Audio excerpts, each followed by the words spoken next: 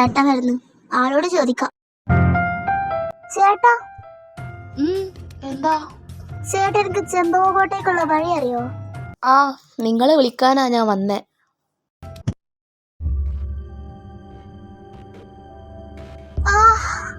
എന്തു പറ്റി? എനിക്ക് എന്തൊക്കെ ആവുന്നു, തല കറങ്ങുന്ന പോലെ. നീ ഈ വെള്ളം കുടി. എന്തു പറ്റി? അറിയില്ല. അത് ചിലപ്പോ ഒരുപാട് യാത്ര ചെയ്തല്ലേ, അതായിരിക്കാം. അതെ, ഒന്ന് റെസ്റ്റ് എടുത്താ ശരിയാവും. ചേട്ടാ, നമുക്ക് വേഗം പോവാ, അവള് തീരെ വയ്യല്ലോ. ആ, പോവാ. ഞാൻ വഴി പറഞ്ഞുതരാം, നിങ്ങള് കാറിലല്ലേ, അങ്ങോട്ട് വന്നാ മതി. ഏയ്, അതെന്തിനാ? കാറിലെ സ്ഥലം ഉണ്ടല്ലോ, ഇതിൽ കയറിക്കോ. ആ.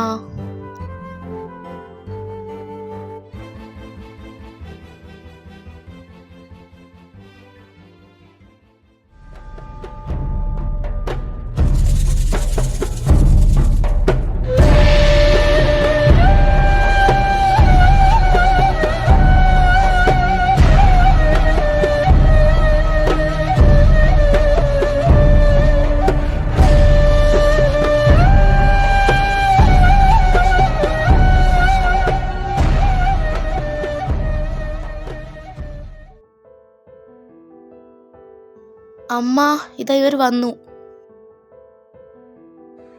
നിങ്ങള് വന്നോ? ഞാൻ കൊറേ ഇവിടെ ഇരുന്ന് നിങ്ങളെ നോക്കി. നിങ്ങളെ കാണാതായപ്പോ ഞാൻ അടുക്കളയ്ക്ക് പോയി, കുറച്ച് പണി ഉണ്ടായിരുന്നു. ഏട്ടാ, ഇതാ ഇവര് വന്ന്. നിങ്ങള് വന്നോ? ആ മക്കളെ, കേറിയിരി. ഇവർക്ക് ആ റൂമൊക്കെ ഒന്ന് കാണിച്ചു കൊടുത്തേ. പിന്നെ നിങ്ങൾ ഫ്രഷ് ആയിട്ട് താഴോട്ട് വാട്ടോ, ഫുഡ് കഴിച്ചിട്ട് നിങ്ങൾക്ക് ഉറങ്ങാം. ആ ശരി ആന്റി. നിങ്ങൾ വാ, എനിക്ക് റൂം കാണിച്ചു തരാം.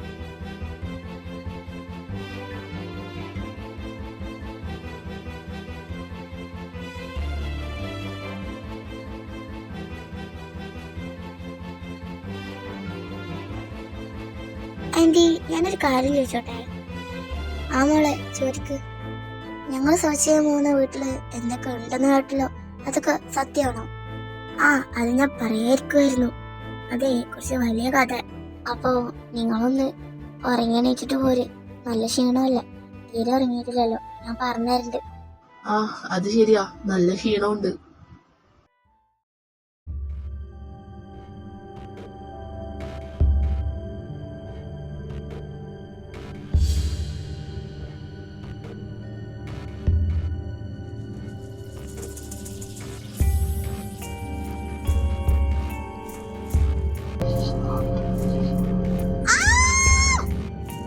എന്താ അറിയില്ല, ഞാനൊരു സ്വപ്നം കണ്ടു. എന്ത് സ്വപ്നം അറിയില്ല, പക്ഷെ അതിലുള്ള ആള് എവിടെയോ കണ്ട പോലെ. ആ കണ്ണ്, നീ ആരാന്ന് കണ്ടോ? ആരാണ്? ശരിക്കും ഞാൻ കണ്ടില്ല, ആ കണ്ണ് മാത്രം ഞാൻ കണ്ടുള്ളൂ, എവിടെയോ കണ്ട പോലെ.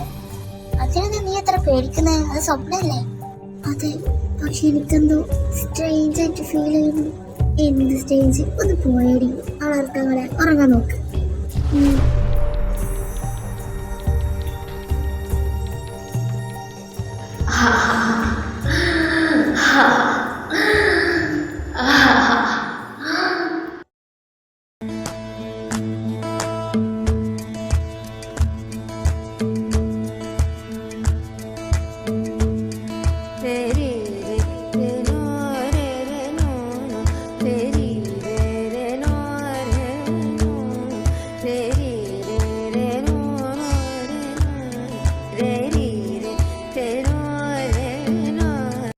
ഇവളെ എണീറ്റില്ലേ, പാവം. ഇന്നലെ ഉറങ്ങിയിട്ടില്ല തോന്നുന്നു, ഉറങ്ങിക്കോട്ടെ. ഇവൻ എണീറ്റ് പോയോ? ഇവന് ഭയങ്കര കൃത്യനിഷ്ഠതയാ തോന്നുന്നു.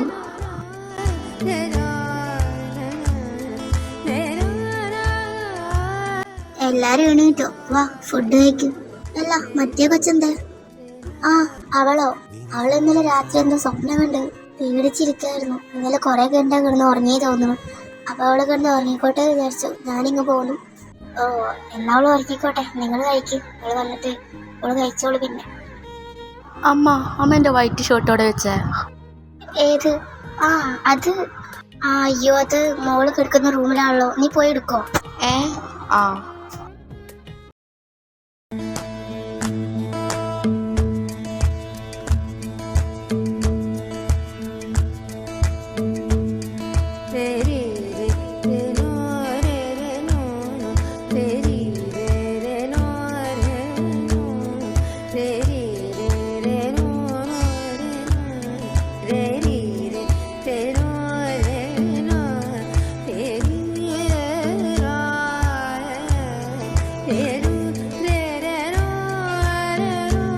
എന്താ അത് ഞാനൊരു ഡ്രസ്സ് എടുക്കാൻ വന്നു.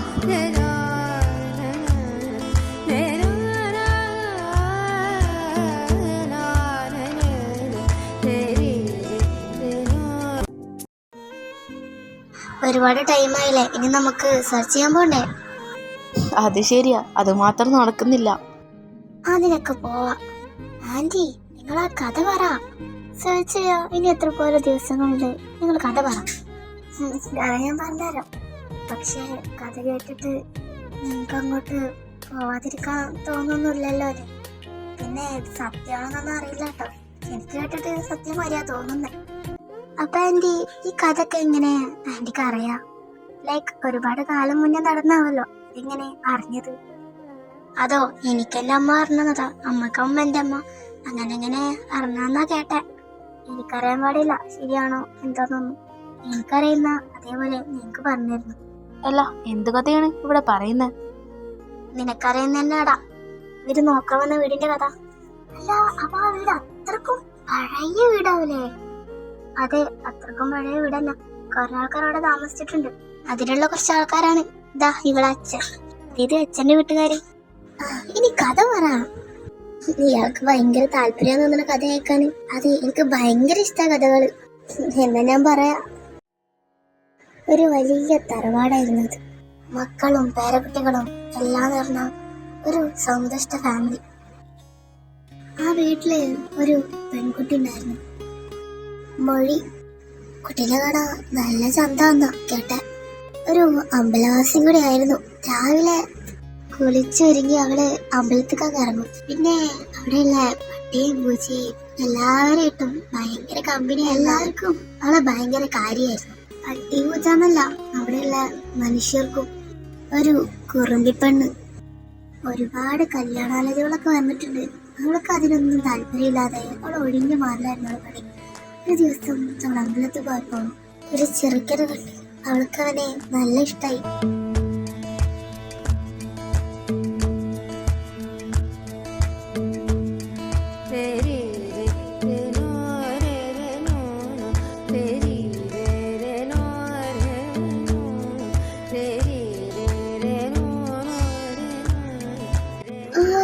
ഇതേതാ, ഇങ്ങനെ തിരക്കി ഞാൻ കണ്ടിട്ടില്ലല്ലോ. ഇവനെന്തോ എന്നെ നോക്കി നിൽക്കുന്ന? എന്താ? ഒന്നുമില്ല. പിന്നെ അവര് തമ്മി ഇന്ന് കാണാൻ തുടങ്ങി അമ്പലത്തിൽ വെച്ച്. പിന്നെ അമ്പലത്തോട്ട് വരുന്നതന്നെ രണ്ടും തമ്മ സംസാരിക്കാനും കാണാനും ഒന്നും ആയി. പിന്നെ അവരൊരു കൂട്ടുകാരെ പോലെ ആയി.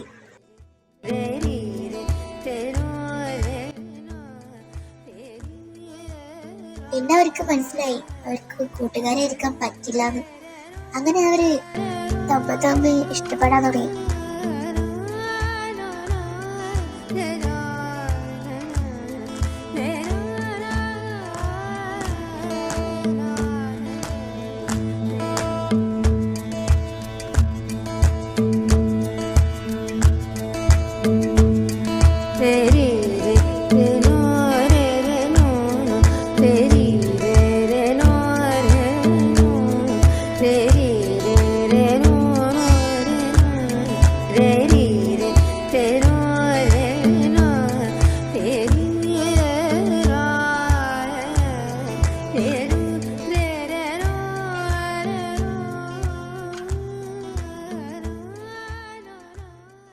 അങ്ങനെ ഇവരുടെ പ്രണയം മുന്നോട്ട് പോയിക്കൊണ്ടിരിക്കുമ്പോഴാണ് മൊഴി അവൾക്ക് വരുന്ന കല്യാണമൊക്കെ മുടക്കുന്നതുകൊണ്ട് തന്നെ അവളോട് ചോദിച്ചു, നിനക്ക് വല്ല പ്രേമം വല്ലതും ഉണ്ടോ?